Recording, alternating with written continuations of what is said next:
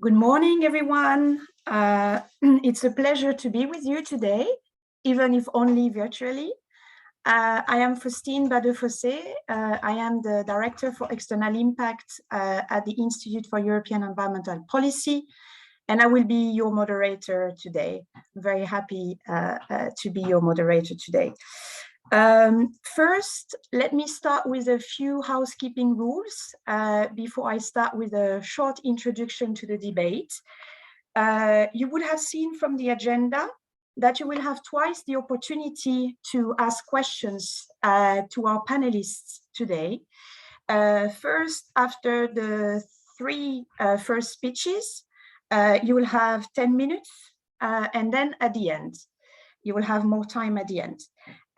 What we want to do is to let you speak live. So basically, what we will ask you to do is to put your questions in the Q&A box, not in the chat, but in the Q&A box. And sorry, and we will bring you into the room, the virtual room, basically. So my colleagues will let you in and you will be able to ask your questions live. So even if we're only virtually together, you'll be able to show your face on the screen when you have questions for your panelists, so that it will be a little bit more interactive than it would be otherwise. But if you have a piece of work to share, or if you have a comment to make, not a question, then please use the chat box to that effect. When you come into the discussion, make sure, of course, that you unmute yourself and that you introduce yourself as well, so we know who you are and who you're working for. Last but not least, please note that the debate is being recorded and that it is live tweeted, so feel free as much as possible to engage with the debate on Twitter. So now that I'm done with the housekeeping rules, let me thank first the European Commission, of course, for allowing us to organize this event under the banner of the European Green Week. This year's Green Week topic, the European Green Deal, Make It Real, is rather fundamental for us. And indeed, from the first day the European Green Deal was launched, we worked very hard to provide sufficient evidence to back its implementation. And notably in the form of a tool we launched last year, the European Green Deal Barometer, which is a survey that aims to hear from sustainability experts what the barriers and opportunities to the European Green Deal implementation there are. And the second edition of our barometer's results will be presented later this year, so not today, in 29th, 30th of June at the Think 2030 conference we organized together with IDRI in Paris on the 29th and 30th of June. But actually, today, I will still be giving you a first flavor of some of the results, and I'm very happy to do so because you will be the first ones to see them. So yes, you are in the right place at the right time. This year's Green Week is also happening, obviously, in highly turbulent times. Since its very first day, actually, the European Green Deal has been in crisis mode. When announced and presented by Ursula von der Leyen, the President of the European Commission, in December 2019, the first cases of COVID were actually already reported in China. But we can say proudly that actually the European Green Deal survived the COVID crisis, even if it's not fully over. And actually, some can say that on paper, at least, the national resilience and recovery plans were actually a strong mechanism to foster its implementation. But now today, and this is actually the topic of today's event, there is another crisis that is hitting the European Green Deal's development very hard, the war in Ukraine. Today is the 2nd of June, and it's actually day 99 since Russia invaded Ukraine. In not even 100 days, the conflict has totally reshaped the world. At the EU Council last Monday, leaders agreed on a 6th package of sanctions. According to the European Council President, Charles Michel, the sanctions will have 90% of Russia's oil exports to EU countries by the end of the year. Ending EU purchases of Russian natural gas will be the next frontier, and not an easy one.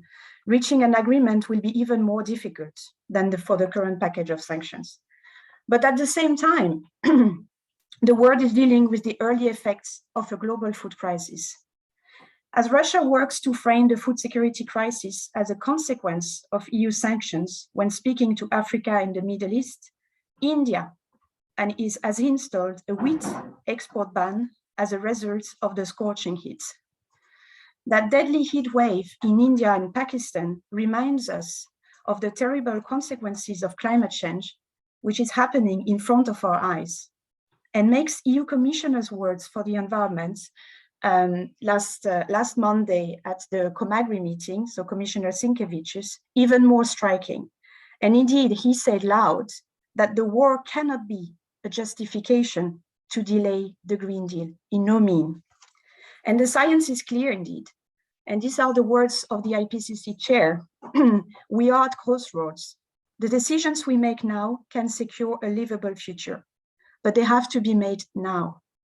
The time for action is now, and we need immediate steps and deep emissions reductions across all sectors. The global temperature will stabilize when carbon dioxide emissions reach net zero. For 1.5 degrees, which is the maximum we should go for, this means achieving net zero carbon dioxide emissions globally in the early 2050s, which is exactly what the Green Deal is steering us towards. And to get there, it is therefore important that the Green Deal is implemented, but that it is also constantly evaluated and increased. And this is what we try to do through our Green Deal Barometer, so that tool that I mentioned to you before, which is going to be presented at the end of June in that conference, Think 2030 conference in Paris, but which I'm going to give you a flavor about, on the results linked with the impacts of the war in Ukraine on the European Green Deal implementation. So now I need some slides. Sorry, my colleagues will put the slides on the screen in a minute. So basically, I will give you a very brief intro to what sustainability experts have said in responding to our European Green Deal Barometer survey about the potential consequences of the war in Ukraine on the European Green Deal implementation. This is also going to be, of course, the focus of the debate today, but we thought that it was interesting to also have that short presentation to kick off the discussion. So next slide, please. You know what the Institute for European Environmental Policy is, so I don't need to talk you through about that. All right, the European Green Deal Barometer. So this is to give you a better understanding of what sort of tool we're talking about here. It is based on a survey of more than 300 sustainability experts, and it is aiming at identifying the challenges and the opportunities to the Green Deal implementation and provides policy recommendations for addressing them. So we had a first edition already last year in 2021. Which was one of the main outcomes of last year's edition, and I think it's important to flag, according to the sustainability experts, was that one of the biggest barriers to the Green Deal implementation was the lack of commitment from the member states. This year's edition has a special focus on the action that are needed towards the EU elections in the European Parliament in 2024, which is a milestone and somewhat a turning point as we identify it, and the role of the trio presidency in that, and also Spain.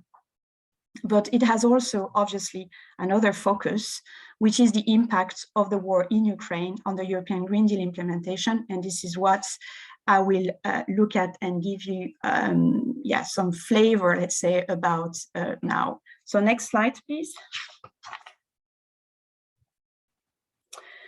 So what sort of experts are we talking about here? So as you can see here, the stakeholder sample, basically we have got the majority of answers come from experts from Europe, so it's 95%. And on the right side of the screen, you can see where in Europe this expert seats, so mostly in Western Europe, but also we have quite a big chunk covering Southern Europe and then Northern and Eastern Europe. Next slide, please. So what type of stakeholders? Well, here you can see that it's mostly academia. I mean, the strong majority is within academia and think tanks, but we also have a good representation of corporates and also NGOs. Next slide. So now the core of what I wanted to tell you with that presentation. So what do the experts say about the impacts of the war on the European Green Deal implementation?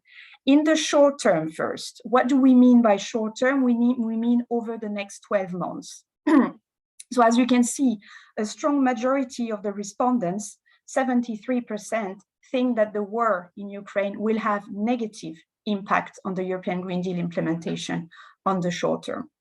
Next slide, please.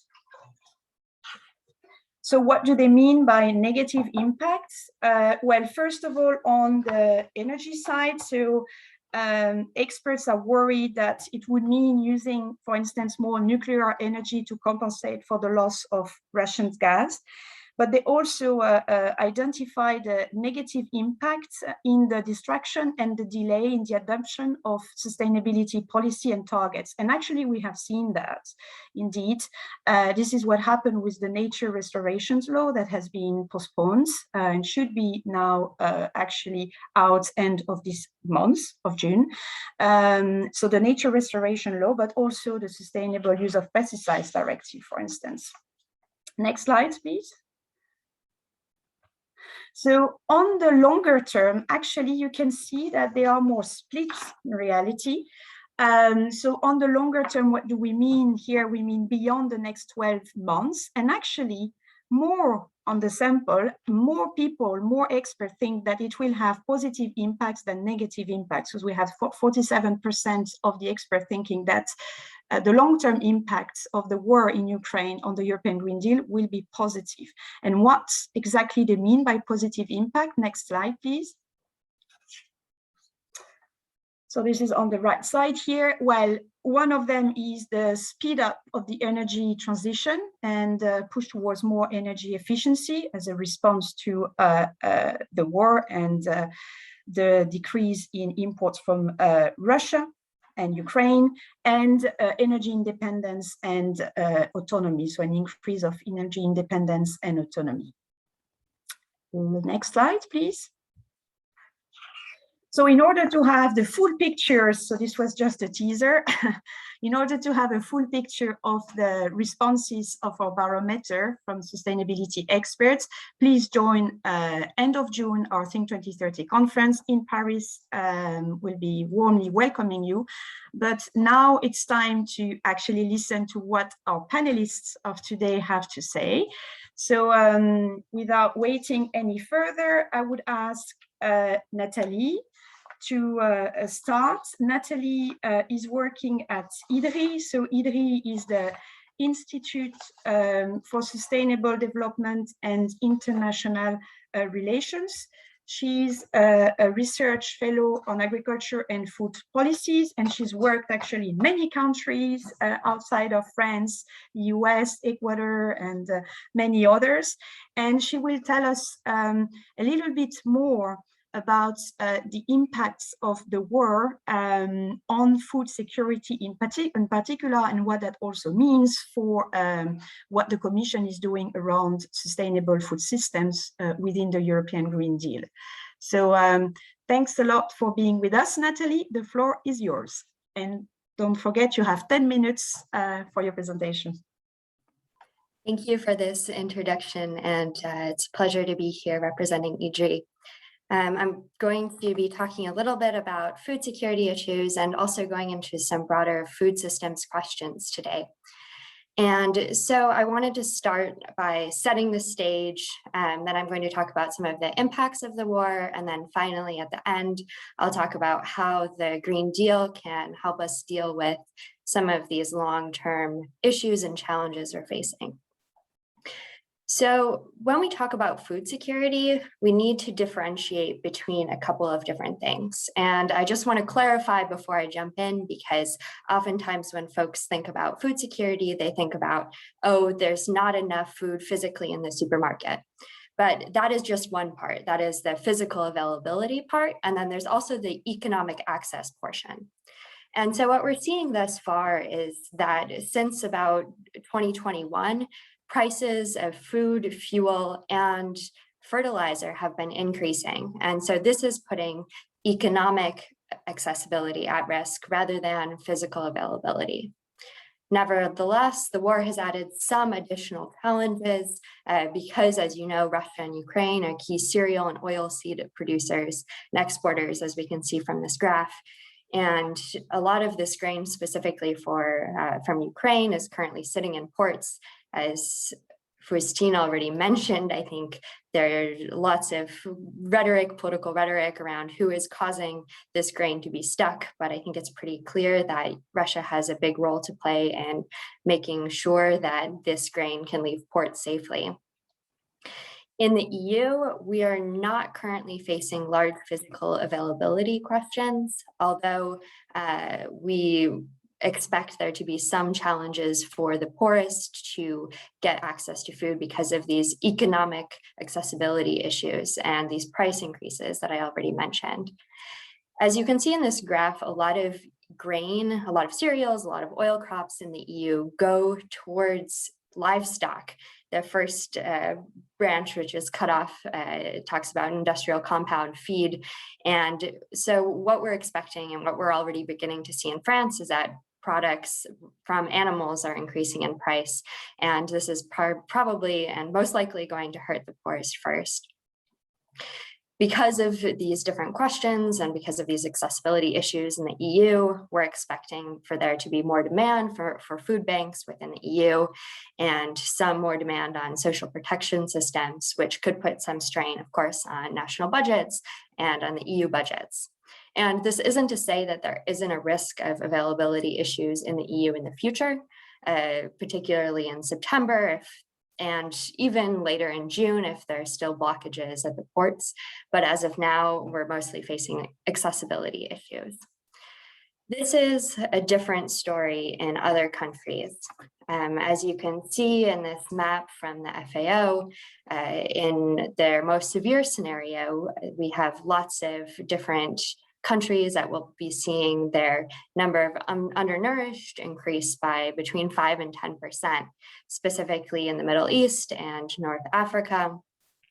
A lot of these countries heavily import from Russia and Ukraine, and so they're being forced to find new trade partners or to buy at more expensive rates. And so they're facing some of these physical availability issues and economic accessibility issues already. Furthermore, aid has become more expensive to buy and to transport. So humanitarian organizations are having trouble stepping up and filling the gap they usually would because of these logistical problems that I talked about before. And of course, because of the food spike price spike that we saw in the first graph. In Ukraine itself, the World Food Program estimates that 1 in 5 people are food insecure and 1 in 2 in the hardest hit areas. So this is not to negate the consequences of the war, of course, on Ukraine. So turning now, after we talked about this picture, which is not necessarily all that cheery, what can the EU do? What can the Green Deal do to help address some of these different challenges?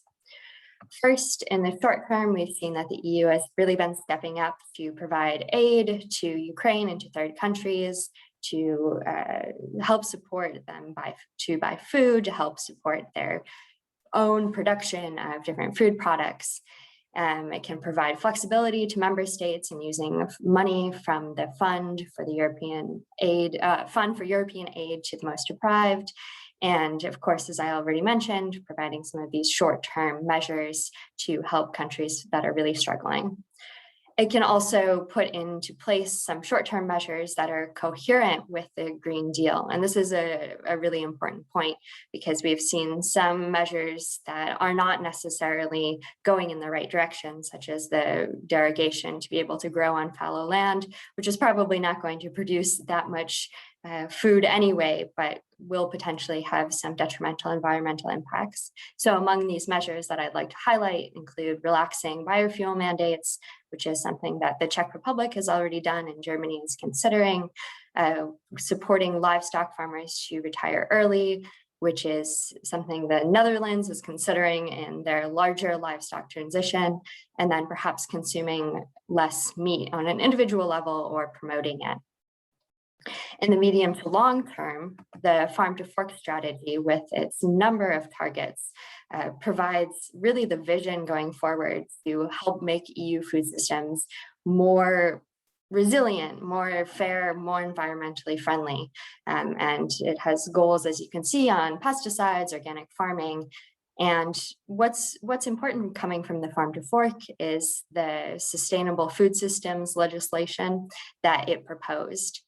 And the farm to fork is a vision, as I talked about, but this piece of legislation, which we usually nickname the SFS law, is what's going to implement this part of the Green Deal vision into the agri-food sector.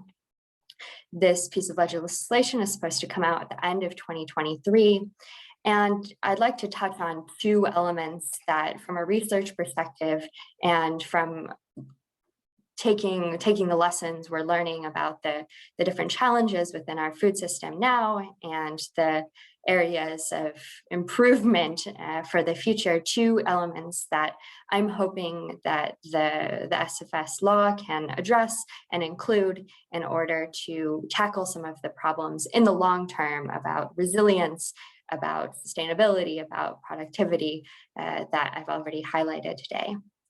The first is ensuring that the SFS law promotes an agroecological transition, and particularly does so by making the Common Agricultural Policy one of its daughter laws, or that's a technical speak for just saying that the sustainable food systems legislation needs to be legally binding on the CAP. And this is important, as you know, because the CAP is a third of the EU budget and is the most important piece of EU legislation on agri-food systems. And if we don't touch the CAP, we're not going to be able to make some of these changes to make food systems more resilient and sustainable. And this is particularly important in light of the current crisis, because we know that if we do such an agroecological transition, the EU can become a net exporter in calories, as you can see in this graph with the pink bar.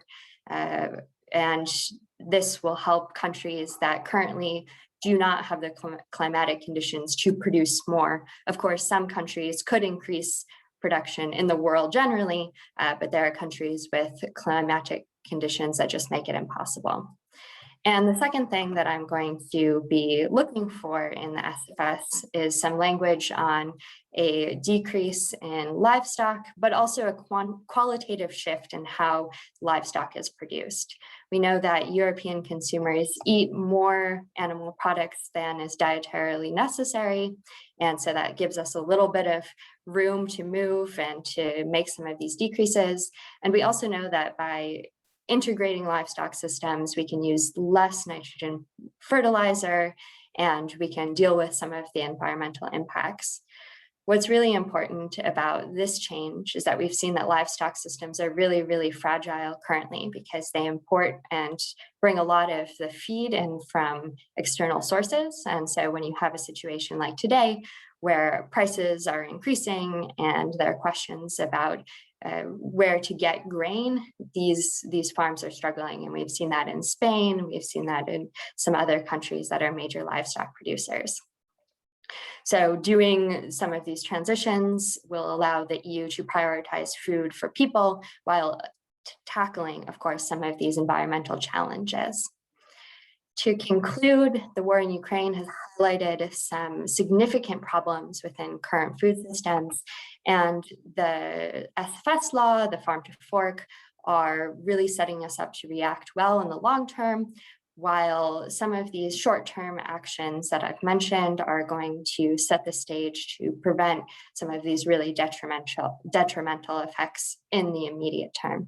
Thank you so much, and I look forward to discussing with my fellow panelists and answering your questions later.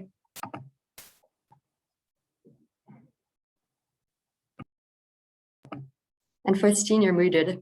Yes, sorry, I thought I had pressed the button, but obviously I did not.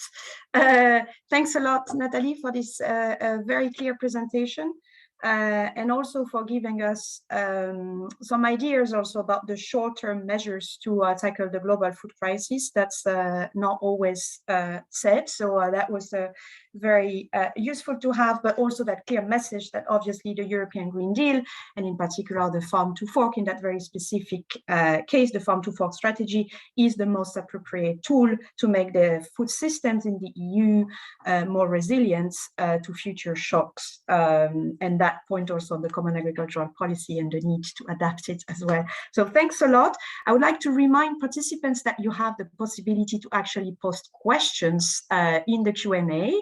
If you don't do that, then we won't know that you have questions, and you won't be able to ask questions to the panelists directly. So, you know, take the chance now. I will now give the floor to Jan. So we'll have the 3 presentations in a row, and then short time for questions, clarifications, etc. And then we will move to the reactions from stakeholders. So without waiting any further, I will ask Jan Swoboda, and thanks a lot for being with us. Jan is a project coordinator and research fellow at the Association for International Affairs, AMO, in Czechia. And Czechia is rather important given that it's the upcoming presidency. And Jan Swoboda will talk to us about the impacts of the war in Ukraine on the energy transition in particular. So Jan, the floor is yours. Thank you very much, Faustine. Good to be here. Hello, everyone. As rightly said, my name is Jan Swoboda, and I'm representing here the Association of International Affairs, where I'm an Energy Research Fellow and Project Coordinator.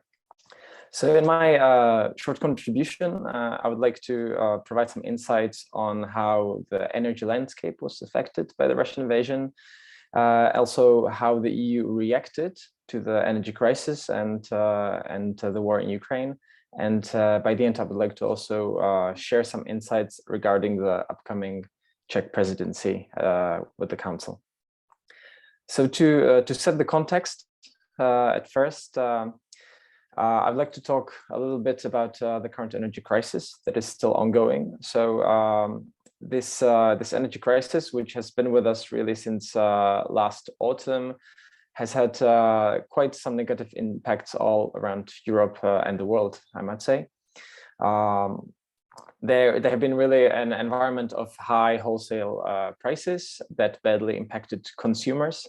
For example, only in the Czech Republic, about 17 companies have had to announce end of their activities since October last year, with about 1 million consumers losing their energy suppliers. According to the Commission, also between 2019 and 2021, wholesale electricity prices actually increased on average by 230%.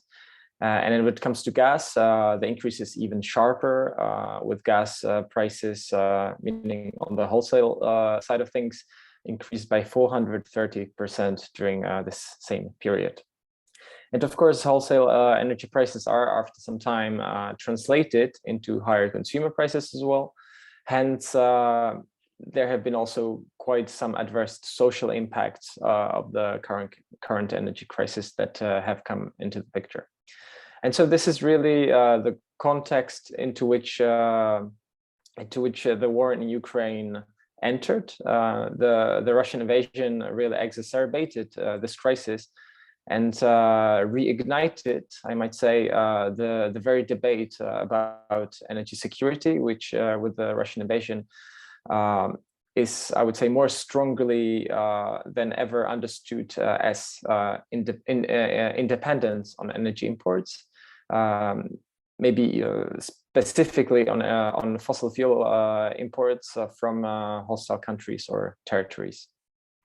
So how has the EU really reacted to the Russian invasion? Well, the most immediate reactions were that I think member states finally realized the limitation of energy dependence. I'd like to cite some figures here. So, for example, in 2021, Russia actually provided about 45% of natural gas to the EU, but also what is not maybe that well known is that it provided also 46% of coal and 26% of oil volumes, meaning of the total that came to the EU that very year.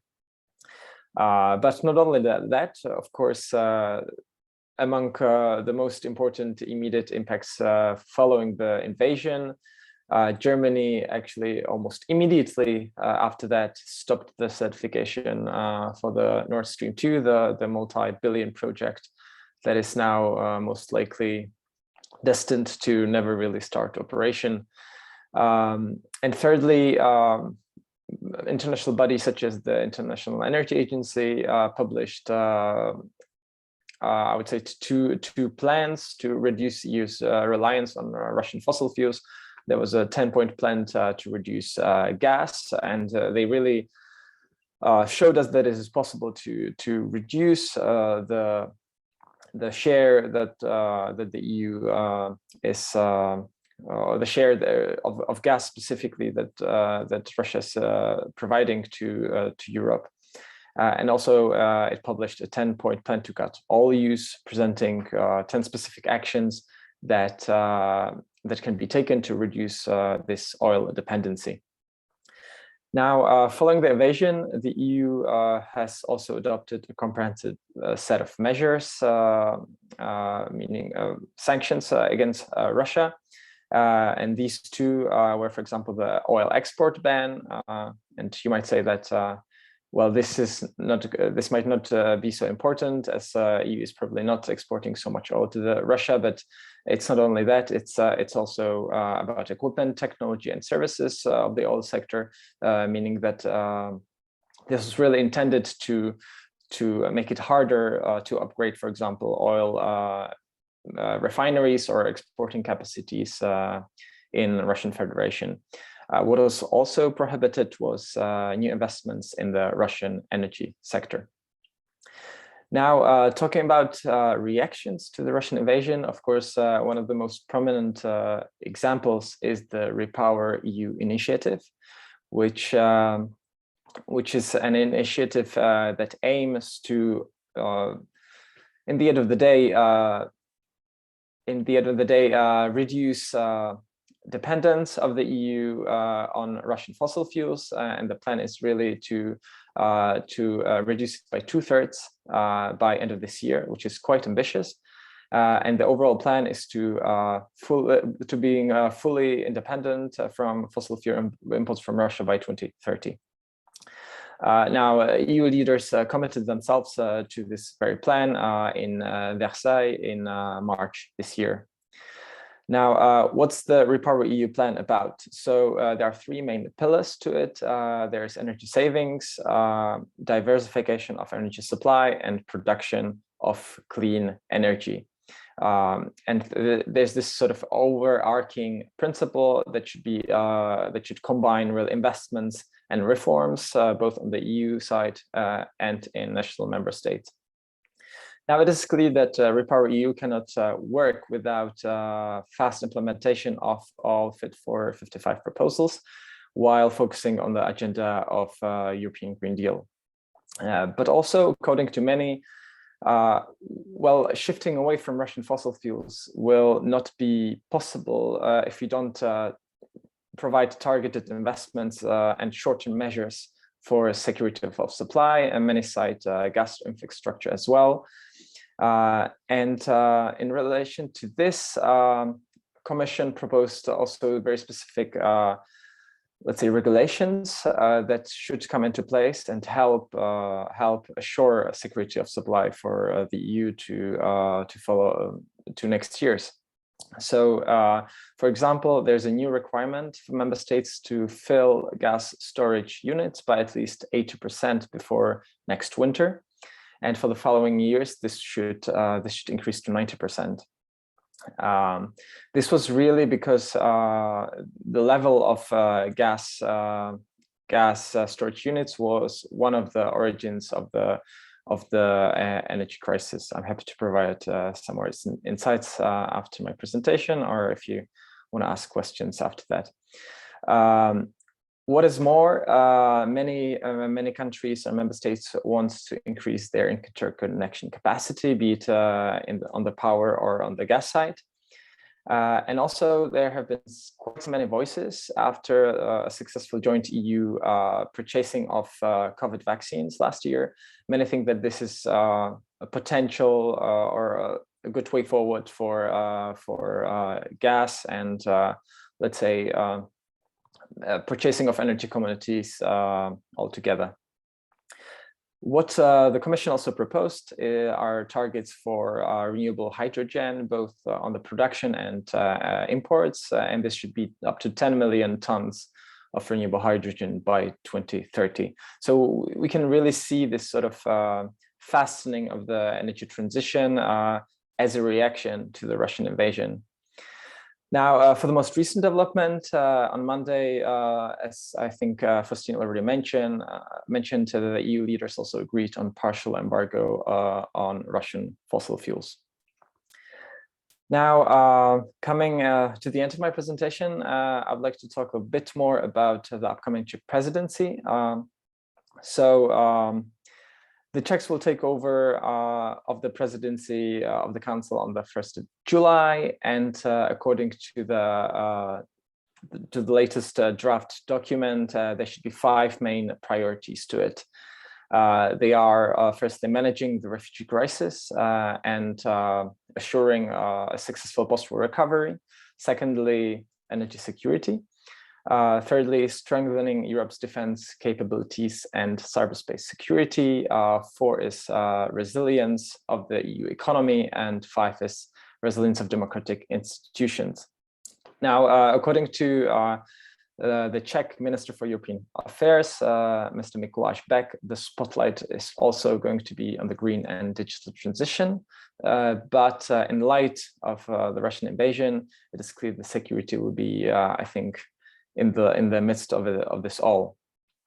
Now, talking specifically about the second priority, which is energy security, it is clear, reading the document, that the main short objective of the Czech presidency is really breaking the dependence on Russian gas, oil, and coal. So this really goes along the same lines as the action from the EU. The Czech presidency really wants to put an emphasis on energy security issues and really accelerate implementation of Repower EU Initiative.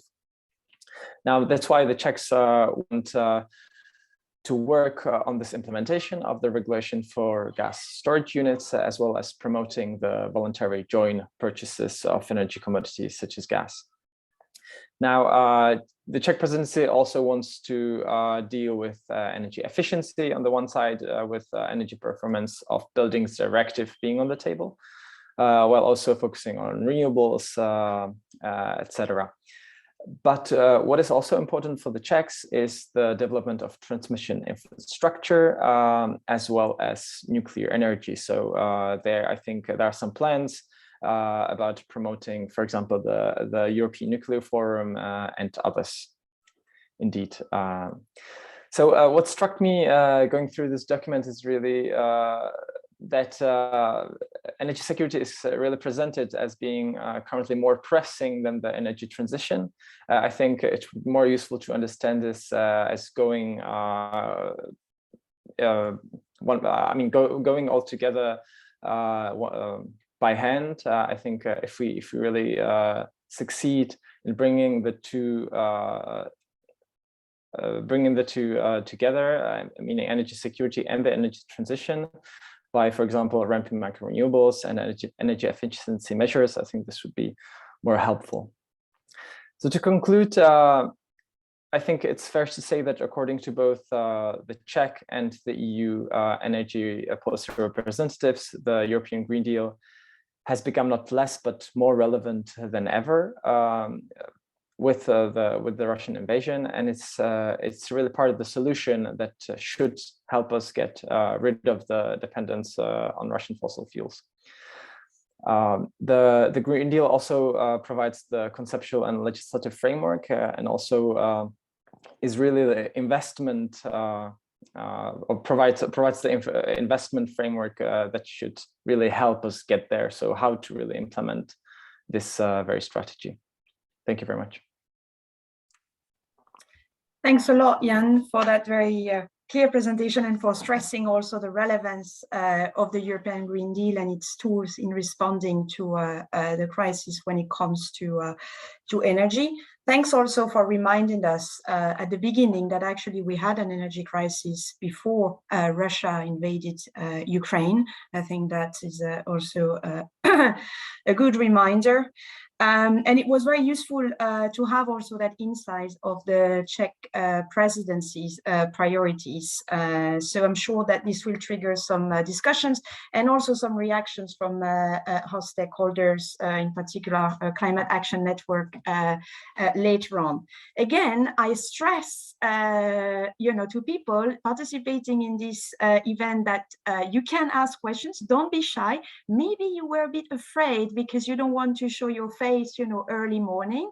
That's okay as well. You don't have to turn your camera on if you don't feel like it.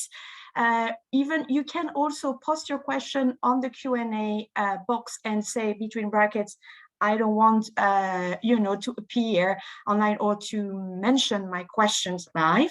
That's okay. We can read it out for you as well. So do it the way you want, but I'm sure that you have questions, so don't be shy. Last but not least, for our insights from experts, we have Matt with us, who is the senior advisor at the Swedish Institute for European Policy Studies and who is an IEP associate as well. Matt has been involved in EU environmental policy making and analysis since the 80s, and he was actually also acting as Deputy State Secretary at the Swedish Ministry for the Environment. Matt will tell us a bit more about what the war, the Russians' invasion in Ukraine means for the Green Deal's global perspective and for neighborhood policy as well. So Matt, the floor is yours. Thank you very much, Faustin. And so I'm in Stockholm now, and here the Stockholm Plus 50 conference is just starting with a strong participation from the Global South. And I think it's a good way also of connecting to what Natalie talked about, that there are many reasons to have a wider perspective on the Green Deal than solely among the 27 member states. So of course, this was true already before the war, for many reasons, including the debt crisis and the trust gap between developed and developing countries. But now this has become even more important, I think. Natalie mentioned the food crisis, but it's also the energy prices.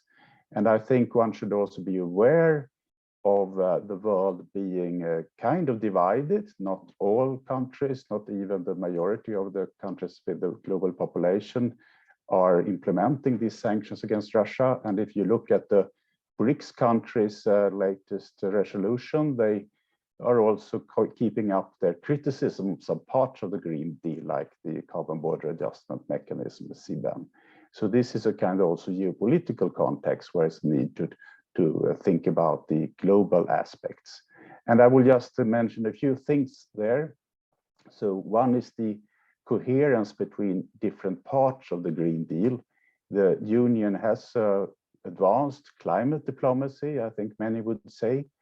And there are, of course, also efforts in other areas like biodiversity, food security, circular economy and others. But I think there is a rather established perception that, not the least among countries in the global south, that it is not always so coherent, and that's an area for necessary improvement to make this green diplomacy more coherent, and also to show the co-benefits, for example, of reducing air pollution, waste at the same time as reducing the climate emissions. And the second part in this context is also to keep the promises on climate financing, including the grants for adaptation. Some countries, member states, are now scaling down the climate finance because they think they have other commitments due to the war, and I think this is a very dangerous path. There's need to show a will to increase climate financing. And thirdly, and there are many more aspects we developed in a recent CEPS paper, is the co-development of green technologies, also showing other parts of the world that this is not only the Green Deal about promoting European industry, it's also things that can be co-developed with many other partner countries. And finally, Natalie mentioned this, it's also about the instruments, being a bit technical here, but the NDICI Global Europe instrument is already used for food resilience now, but it's needed to look more about other aspects like the energy transition, and not only doing deals about buying gas from developing countries. So that was about the global perspective. I will say also something about the neighborhood, because I think there's something where one has to be aware of as a kind of Green Deal community, that the neighborhood policy will be shifting a lot. Of course, the war in Ukraine itself has disastrous environmental consequences, but then there will be hopefully rather soon a reconstruction phase. And that will require billions of euros, and it's really important to have ideas, proposals, and scrutiny of this EU money and member state support for Ukraine, together with Ukraine, of course, and their priorities. But it's also affecting other parts of the policy, and the Western Balkans, the Eastern Partnership, other countries, and also North Africa, where member states are now competing to do gas deals and other deals. That's also really important that the Commission takes a leadership there in the overall relations with North Africa. So I would also like to say something about the Green Deal more in general and at home, so to speak, among the 27. First, I think Jan summarized energy very well. What I would highlight there is the energy efficiency proposals, particularly in the Repower EU communication and proposals. And this is an area where member states have not been that forward looking in the past. Some are, but many have been criticized when the Commission has scrutinized their climate and energy plans. And this is, I really think, is an important area for member states to step up and support the Commission proposal and implement rapidly these energy efficiency measures. I also think there is a risk of a lock-in in gas, and maybe we can discuss that more later. Green hydrogen is certainly part of the climate transition, but maybe there is also a risk for a certain green hydrogen hype, and I would point at energy efficiency as really necessary to keep the energy consumption down as the first priority measure here. And looking at other parts of the Green Deal, there's not time to talk about all the other important parts like circular economy or chemicals, which is an important part for the upcoming Swedish presidency. But just to mention resource efficiency, circular economy more in general, which I also think is an important priority for the future of the Green Deal. So then just finally, just some words about the Fit for 55 negotiation and how that might be affected by the war. This is also, by the way, mentioned as one of the overall priorities of the upcoming Swedish presidency. The 5 priorities were presented yesterday, actually, and the climate is one of them, and the Fit for 55 final agreement, if it's not done under the Czech presidency, will be a Swedish priority then. Well, there are really exciting, interesting developments in the European Parliament, and also some risks with the compromise proposals being discussed there, like how you do green export rebates. I think I'm not sure about that. But what I hear also from the council, which is not that public, is a bit worrying. I hear that there is more resistance now to the phasing out of free allowances in the council working group discussions. So I think that's something to keep a watch on. There will be, of course, then negotiations between the council and the parliament on the respective positions. I would perhaps also just flag the risk that CBAM is not implemented as foreseen due to these geopolitical reasons I talked to before. It's an important proposal, and the reporting first phase and the, so to speak, the threat of CBAM is already having an effect on other countries, like already mentioned by Turkey, for example. But one should be aware that it will not be easy for the EU to implement CBAM in a global context where many countries are against it. It might not be so easy to get the US aboard some kind of carbon pricing.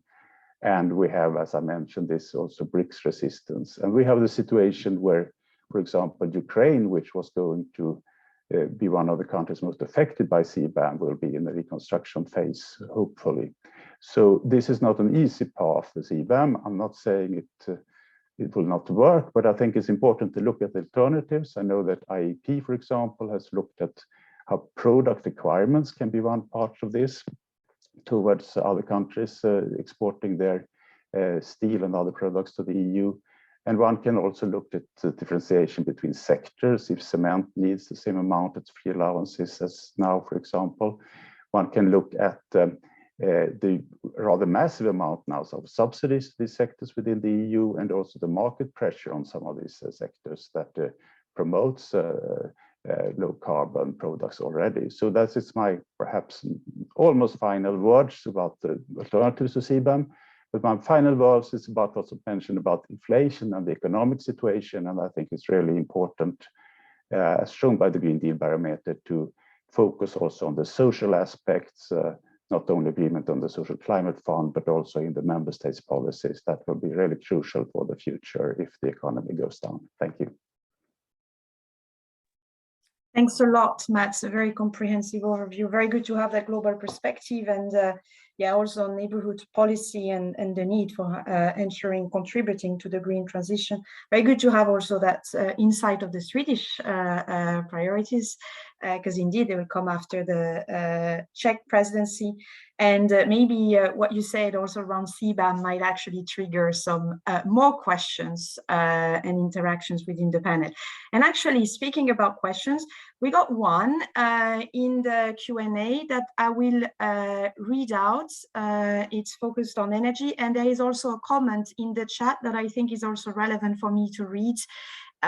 So just, you know, I'll ask maybe Jan, once I have read out these two comments, to start. But, you know, if Natalie and you, Mats, you also want to jump in, raise your hand, let me know, and I will also let you speak. So first question here, how do you expect perspectives of expanding nuclear energy as clean energy in current situation, taking into account that some EU member states depend on Russian nuclear equipment supplies, which is a threat too? So that is a question from Olia.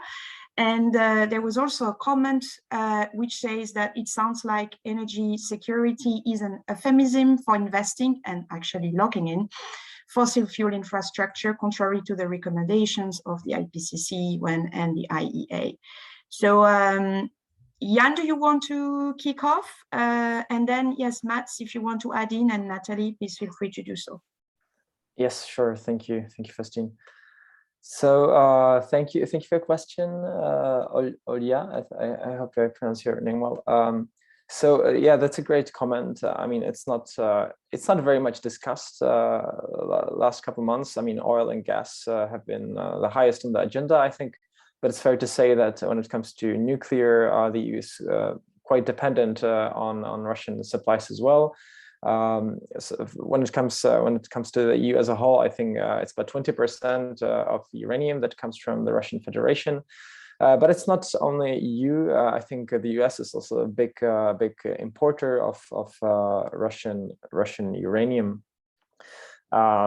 I think that regarding nuclear, it's fair to say that yes, definitely we are dependent on Russia to some extent, but there's let's say more time normally to diversify the supplier side of the things. So I know, for example, that one of the two Czech nuclear power plants, Temelín, they have supplies for about 3 years as of now. So even if Russia, let's say, cut off the supply to the Czech Republic, we would still have quite some time to find some other suppliers. So that's why maybe the question is different or has different dynamics when it comes to gas. When really, if we don't manage to ramp up the storage units of gas, I mean, there will be many people who will just be very cold in winter. So I would say the question has different dynamics, so to say. Yeah. So maybe that was regarding the nuclear part. And yeah, the second. Yeah, there was a comment on energy security. If you wanted to respond to that comment. Yes, from Larry. I realized the nature or where you're coming from, Larry, in your comments. I mean, to some extent, I agree, definitely. But I don't know. I think I perceive both sides. At the same time, I understand that that policymakers really want to assure also that there's just enough of supply of, and also when it comes to fossil fuels, this is still how the situation is in Europe, and this is, I think, precisely why the results of the EU Barometer. Why many experts really said that in the short term this will have negative consequences, but at the same time, if you look into the long term, I hope this will have a rather positive outcome. Really accelerating the energy transition because of the Repower EU initiative, for example. I don't know. It's hard. I think what really comes into the question here is, how much do you want to pay for the energy security? I mean, of course, it's very easy to say we don't want any more fossil fuels from Russia. Let's starve them out. Let's not really finance the invasion in Ukraine. But at the same time, if the situation is like it is, and that there has been an energy crisis and very high energy prices since actually even prior to the invasion, even though I think Russia might have middled to some extent on the gas market as well to really prepare the ground. I mean, it's also the question is how much are you willing to pay and how much the customers in your nation state will suffer. Thank you. That was not an easy one indeed. I see that there are more questions popping up, but also for the sake of time, what I suggest, because we have two additional speakers, so the reactions from stakeholders, is that we keep that questions for the end. Now I will ask Cecilia, who is the Director of Sustainable Eating and Public Affairs at Oatly, who actually had a career at the European Commission before she indeed worked in the cabinet of the European Commissioner for the Environment, Margot Wallström. I can never pronounce Swedish names correctly. I'm sorry about that. And she joined Oatly in 2016. And if you don't know what Oatly is the world's original and largest oat drink company. So Cecilia will react to what has been said before, and in particular to what Natalie said around food security. Focusing, of course, on what plant-based alternatives can do for food security, but also how do we ensure the transition towards that, and what sort of policy framework is needed. So, Cecilia, the floor is yours.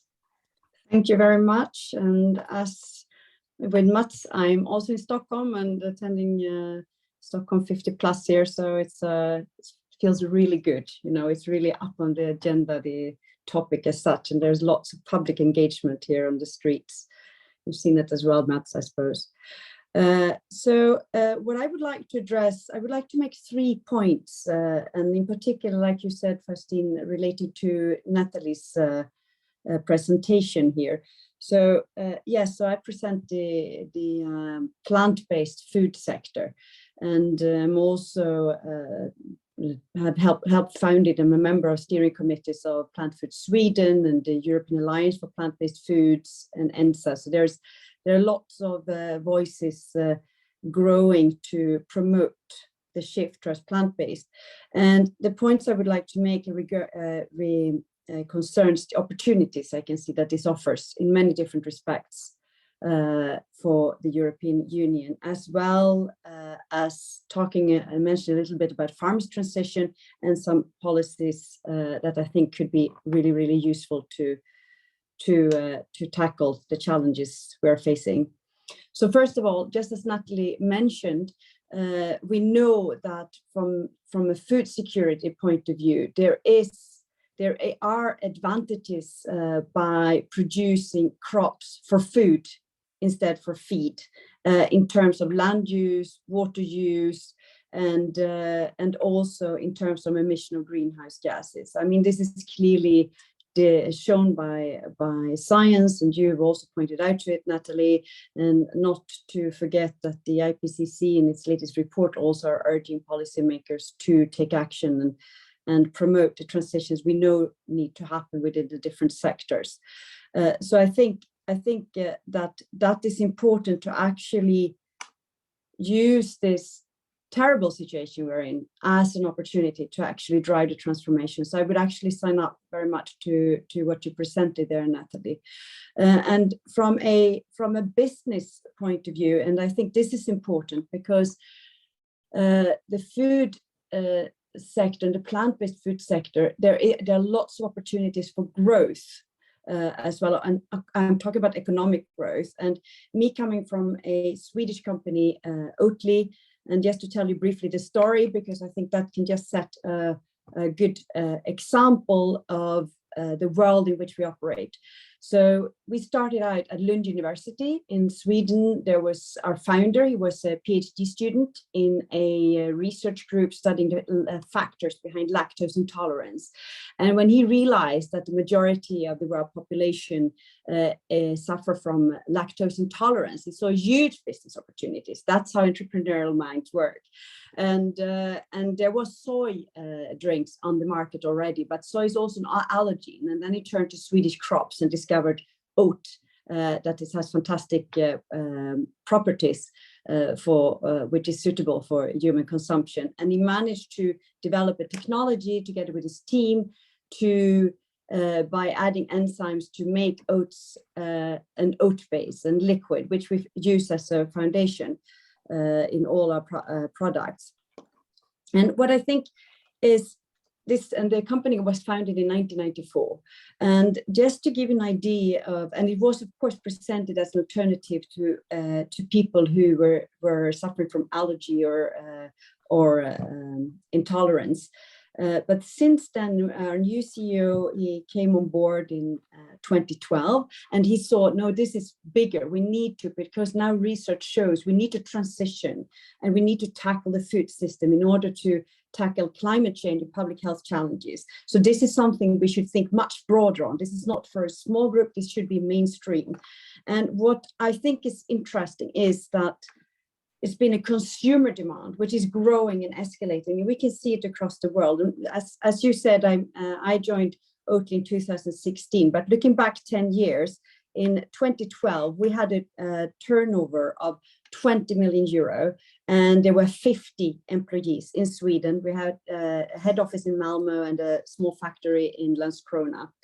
And looking back to now closing 2021, we had a turnover of 605 million euros and 1,600 employees worldwide. And we're investing in building factories around the world. And this is only driven by consumer demand. And my personal references is that I can see, and I think this is beautiful, and this I find very inspiring, is that there are many young people who drive this shift and influence their parents. I've spoken to many dads my own age who have been inspired by their teenage daughters to buy plant-based foods in order to tackle climate change, because that's a new phenomena. There's been people have been concerned about their diets to, you know, you want to be fit, you want to be healthy, you want to enjoy, or you just have to get something to feed your body. But here is actually, or for ethical reasons, animal welfare reasons. But for the first time, we see that people change their diets to tackle climate change. And I think this is something very beautiful, and that shows opportunities, and it is driving business. So I think this is something we should be aware and mindful of. I also see, we're talking about transition from a farmer's point of view. We have created a system where there's been rewarded like the CAP, rewards animal production and also large production units, because that's how you can increase your profit.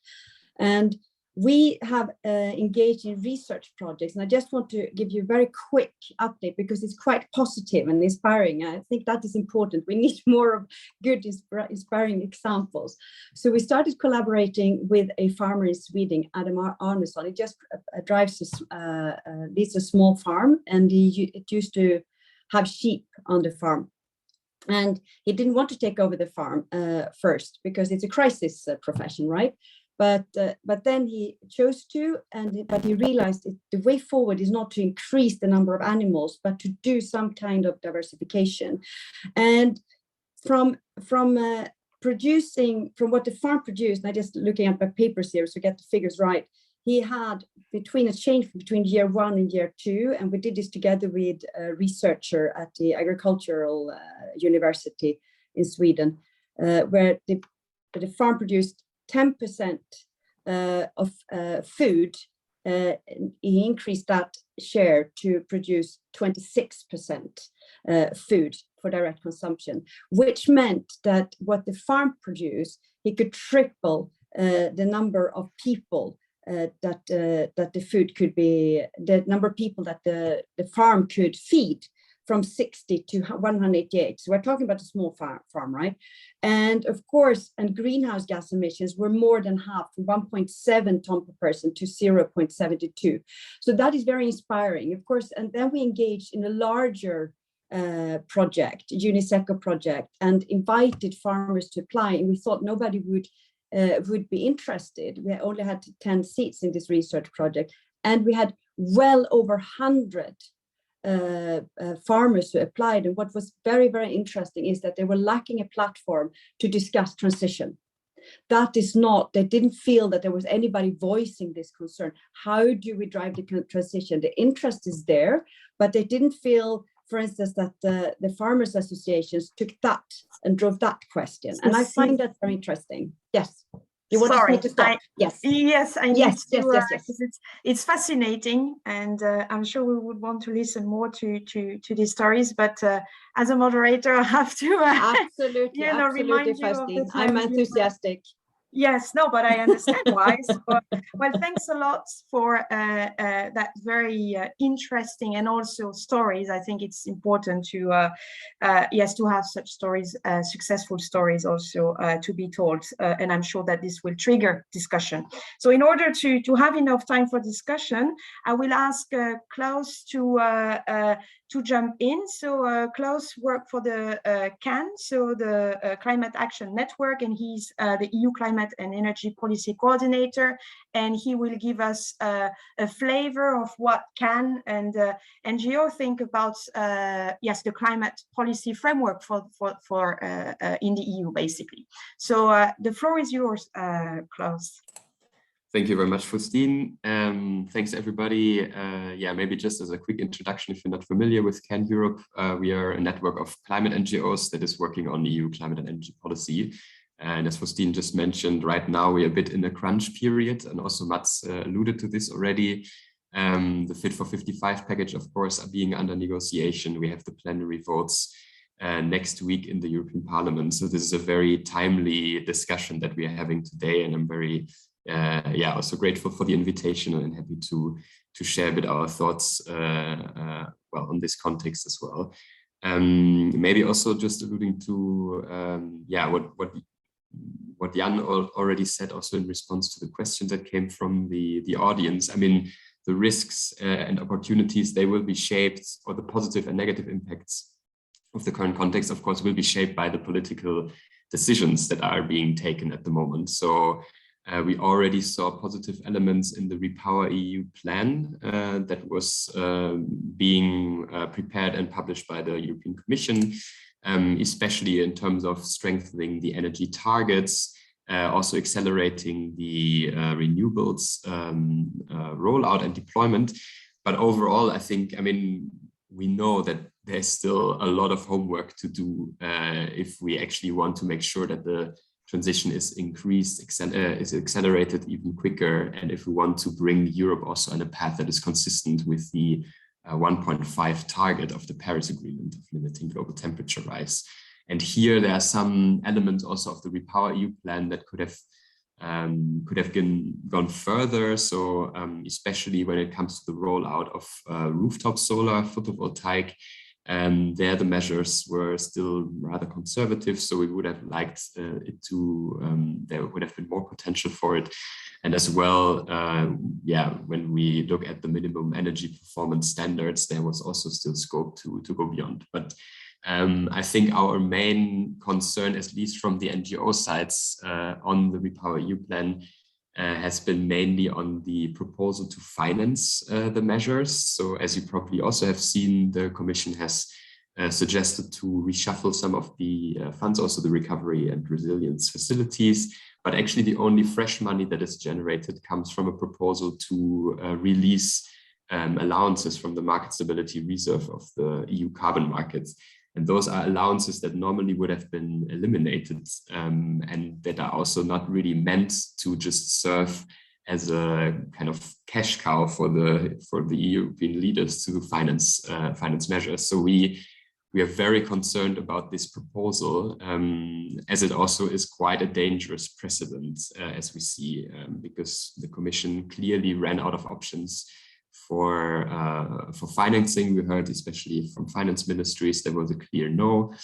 But then this is not really a solution. And we already saw that just the announcement in the plan already let the EU carbon price drop by, I think, over 12 euro within 48 hours.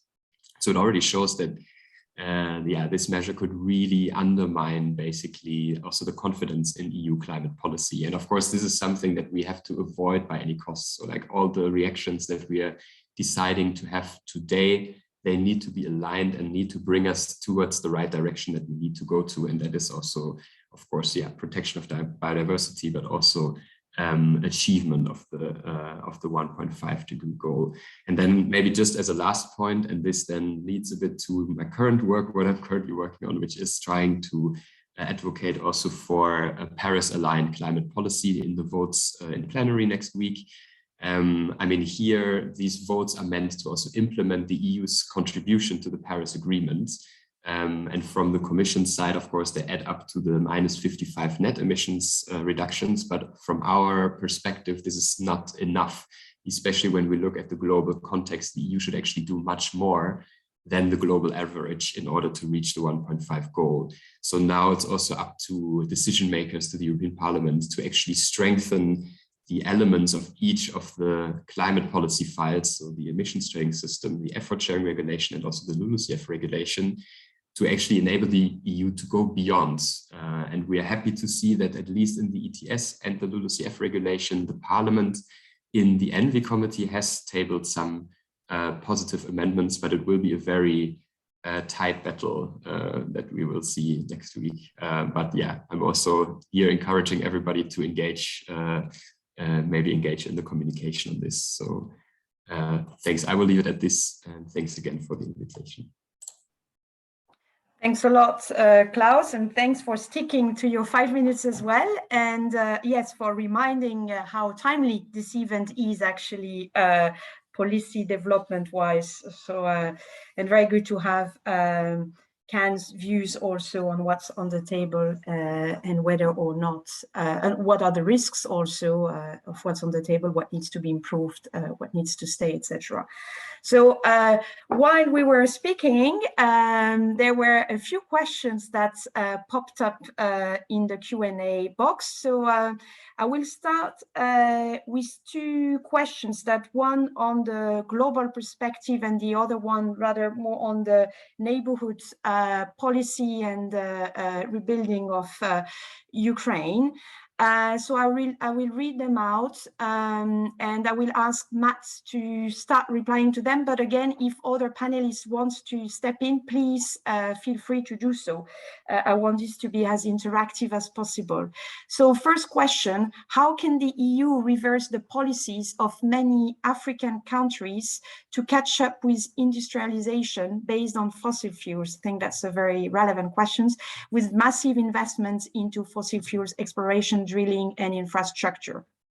And the other one, so I grouped them to go a bit faster.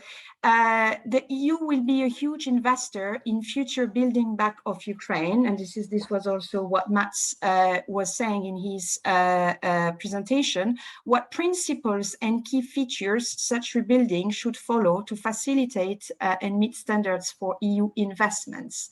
So Mats, if you can go ahead, and again, others, please feel free to jump in.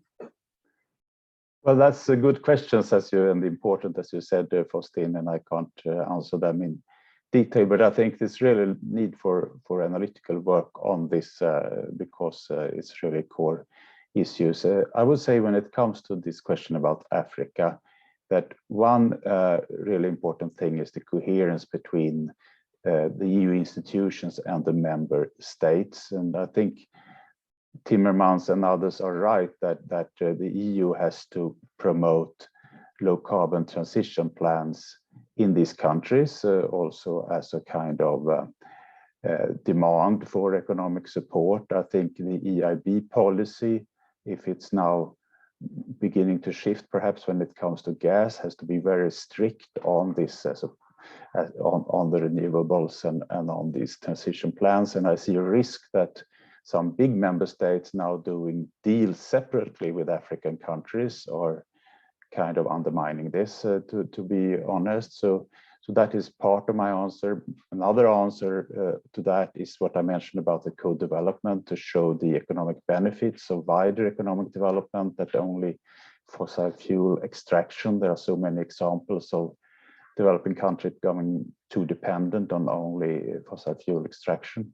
And the third is, and that is difficult, of course, that's the dialogue with China. And China is saying, in connection with Glasgow, for example, that they would not lend so much to fossil fuel investments, but this is really also crucial in connection with Africa, I would say, the dialogue with China, between EU and China. And on Ukraine, this I hope, I think there are already such statements, is really high also on the Commission Green Deal agenda, how to make the reconstruction of Ukraine green. I think most important perhaps is that this has to be an issue for von der Leyen and Timmermans. I have heard talk about a kind of Ukraine task force. I don't know if that has been established close to the Commission President. I don't think it's enough that DG NEAR deals with this in the Commission. This really has to be high for the total Green Deal issues.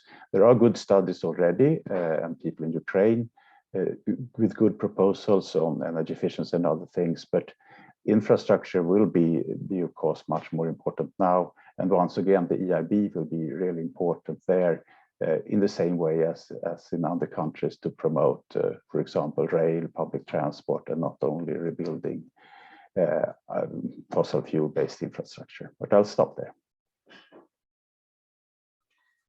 Thanks a lot, Mats, and I hope that this gives a response to a reply to those who asked these questions. Now, let's move to, well, we have some questions on food security, actually. So we have some comments in the chat that I think are quite relevant for the debate. Some saying that we should not forget about food waste, something that maybe we haven't mentioned enough, but that we're still wasting way too much of the food in the EU and globally.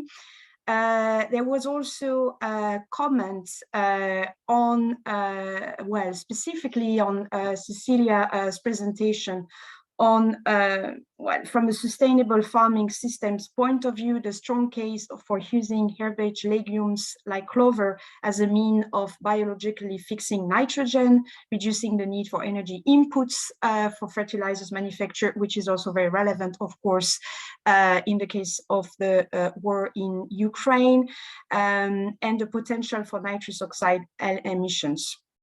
All very relevant issues at the moment. So maybe a comment on that.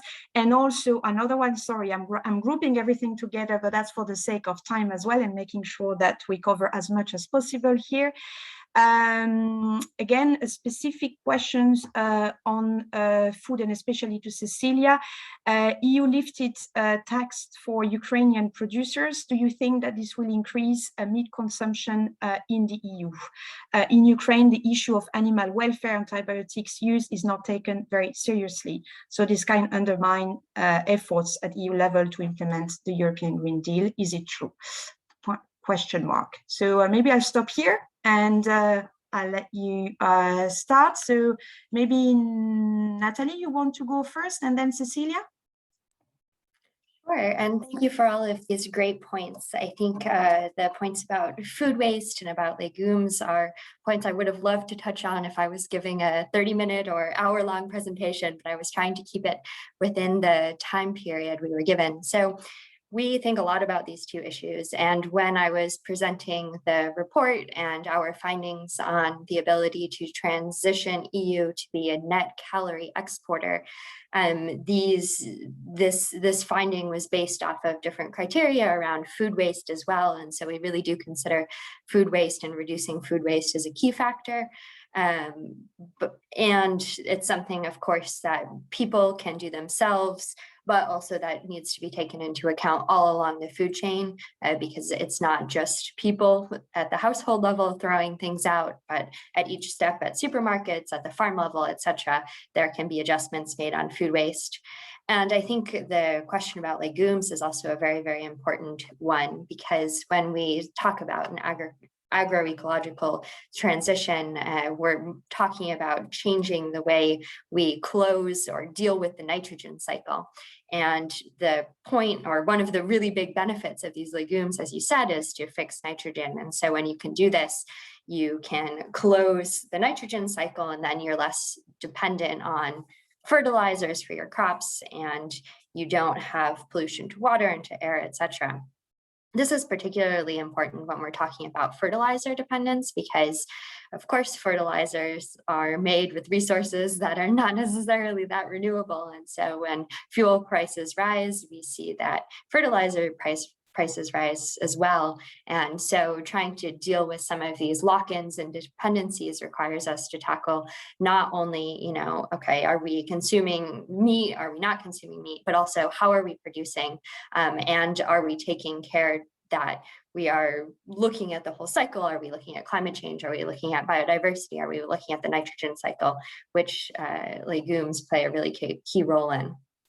And I just wanted to quickly touch on the question or comment about taxes and cheap meat coming from Ukraine, because I think this is a discussion beyond Ukraine. If we're talking about transitioning the EU system, stakeholders often mention, well, it's great if Europeans stop producing, but then we'll start importing from other countries with lower standards. And there's been a little bit of work starting on different measures that could be put into place, such as mirror clauses, to make sure that other countries, partner countries, are starting or help to produce along similar lines and with similar standards as producers in the EU. I'm not a trade expert, but I think these are some ideas that have been circulating and are very important. And in the short term, on the risks from cheap imports coming in. I think it's, you know, as all things, it's a risk, but I don't think it should be on the top list of our priorities of worries on food securities in the coming weeks. And I'll pass it over to Cecilia. I would love to hear your perspective on these questions, especially coming from industry and, you know, having your hands and your feet in these questions every day.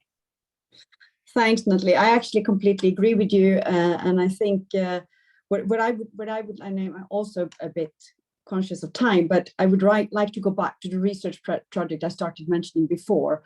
One of the things, so we are investing in working with farmers in different research projects now around the world, and where we're looking exactly on how can we, we're looking at finding out what are the barriers, and also how can we test different things and see where we can find what works best in each country, because you have different conditions, right, in different countries. But one of the things is we're looking on how can we avoid like importing fertilizers? What kind of fertilizers can be used in order to be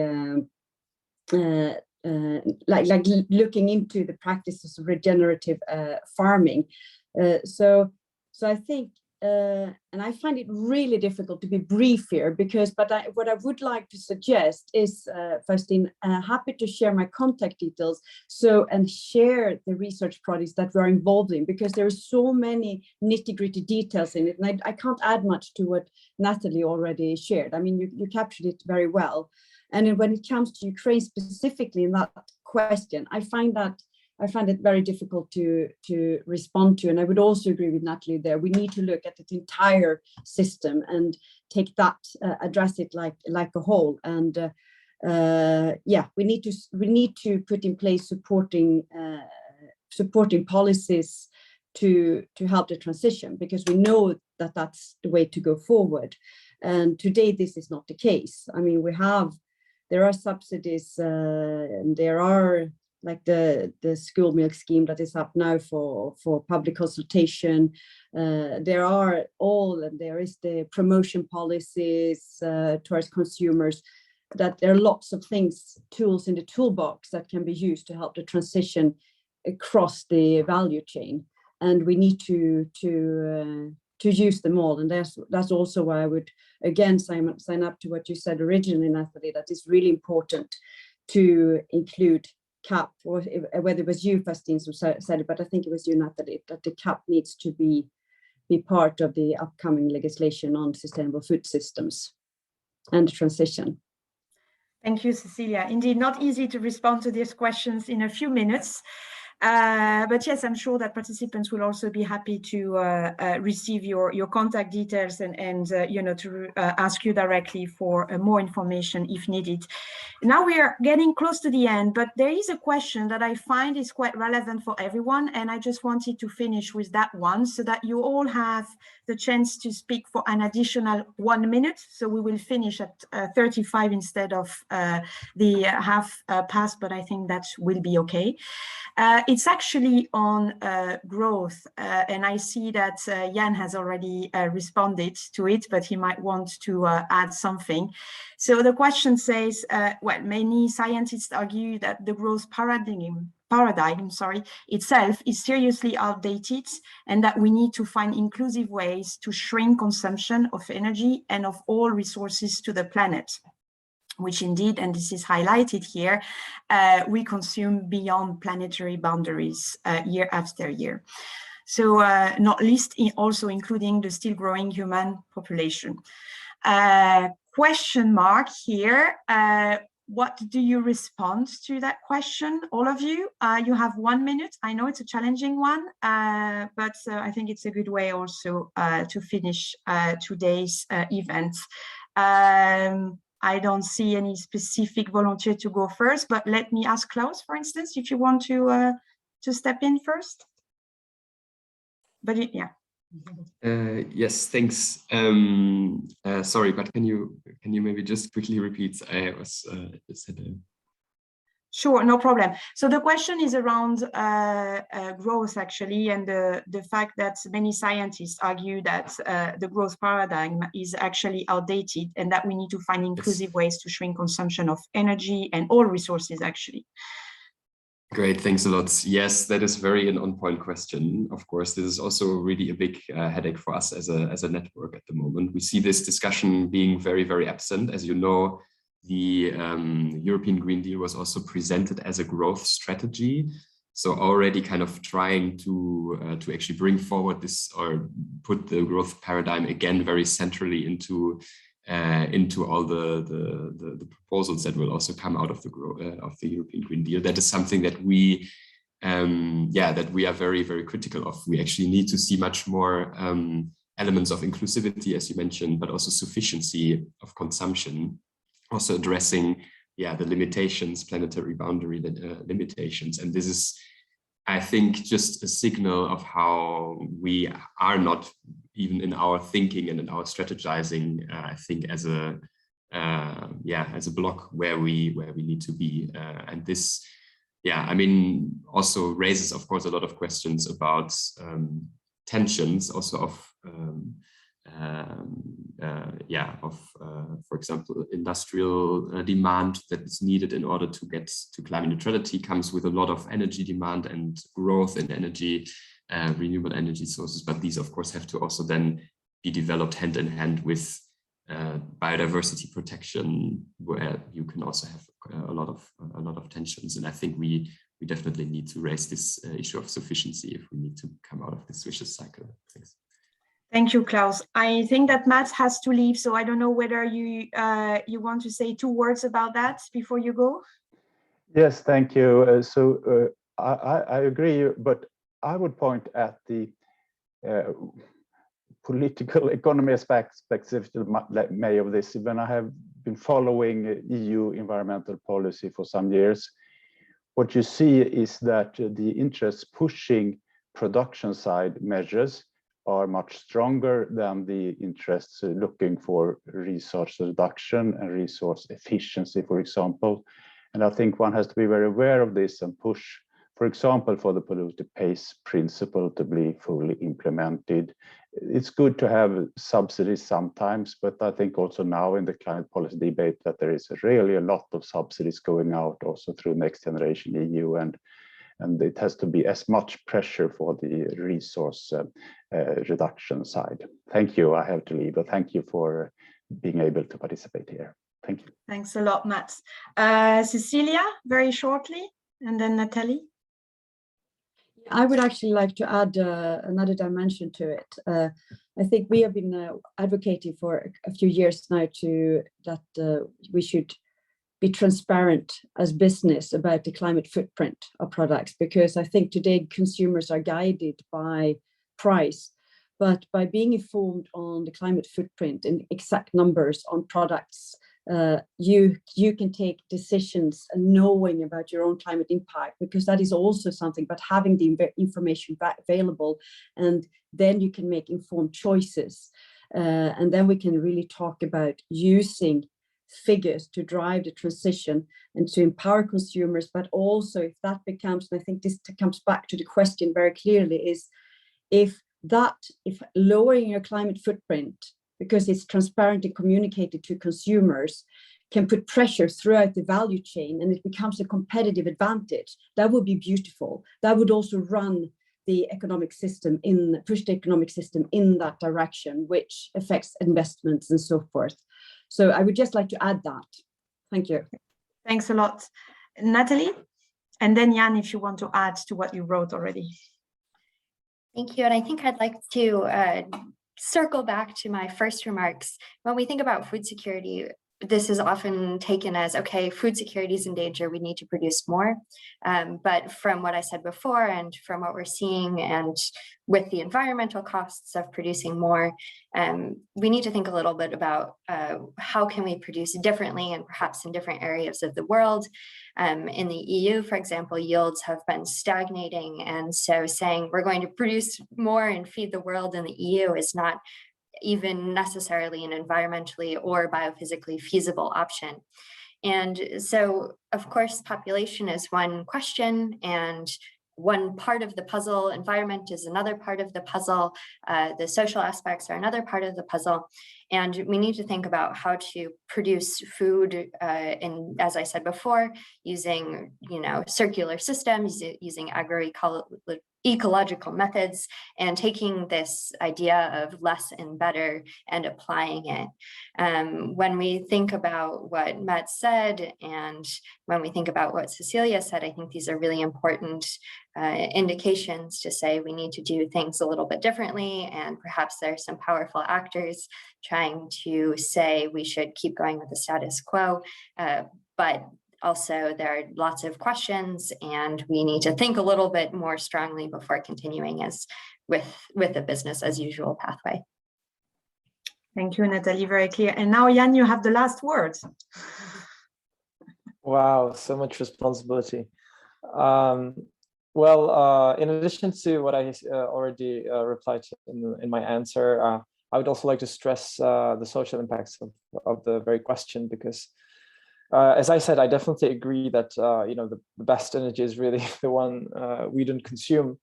But regarding energy, there have really been measures in Europe, I think, that were not really guiding us towards this principle that we, on top of the agenda, it's actually also part of the EU, that energy efficiency should really prime. And so, for example, in the Czech Republic, there have been measures that were really benefiting the richest, for example, reducing the value-added tax. It really does not point us to the right direction. So I think what we've seen, for example, in Germany or in Austria, there have been quite some things that were rather positive in this sense. For example, making the public transportation very cheap for everyone, or providing, there have been this tax reform in Austria that is actually providing a climate dividend for everyone in Austria, and for those who live outside of big cities, they provide actually more to let's say, because of the lack of public transportation, to make it up for them. But I think these measures that really support public transportation measures are the most efficient ones that are really trying to deviate from fossil fuel use. This is really the right way to go. Of course, combined with energy efficiency measures, both investment support and, for example, project management support. I'm sorry, I don't know if you can hear me clearly. There are some construction words, but that was very clear. Thank you. And not easy to have the last words here, but I think we can say that yes, our panelists agree with the comments, all of you, and a very interesting insights that you gave. It's already 10:36, so I think that we can say that we're done with our events this morning. I'd like to thank you all for your participation. The panelists, of course, thank you all, gave very good insights. Given the activity on the Q&A chat and the normal chat as well, I can say that yes, people were interested in what you were saying and had lots of questions for you. You can read them also later. This has been recorded, so you can watch it again if you want. And thanks to all the participants as well. Thanks a lot for being so active also. And I wish you all a good day, of course, and I really hope that the presentations today were also useful for your daily work and for making the European Green Deal real, as the Green Week's title says. So have a good day all. Bye. Bye-bye. Thank you. Bye-bye. Thank you. Bye. Thank you. thank you, everyone.